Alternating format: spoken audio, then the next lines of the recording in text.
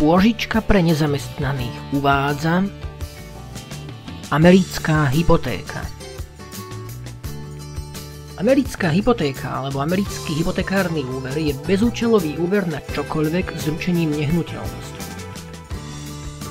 Čo to vlastne tá americká hypotéka je a prečo sa jej tak hovorí? V podstate ide o spotrebný alebo spotrebiteľský úver na čokoľvek.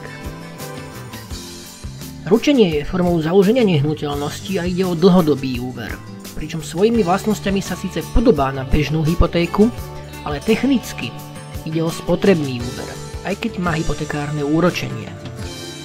Výhodou je pomerne široké použitie. Keďže ide o bezúčelovú pôžičku, dá sa ju užiť naozaj na hocičo. Či už si kúpite auto, pôjdete na dovolenku, zaplatíte svadbu alebo hocičo iné. Výhodou je, že nemusíte dokladovať, ako ste finančné prostriedky použili. A navyše máte výhodnejšie úročenie ako pri spotrebnom úvere. Ako je to s vybavením americkej hypotéky? Vybavenie je možné osobne alebo aj online, ale na dokončenie je potrebné osobný kontakt a v ponuke ju majú najmä banky, avšak aj niektoré nebankovky ako Uver4U alebo Slovenská požičovňa ponúkajú podobný úver. Požičať sa dá spravidla maximálne do 80% hodnoty nehnuteľnosti a najviac na 25 rokov.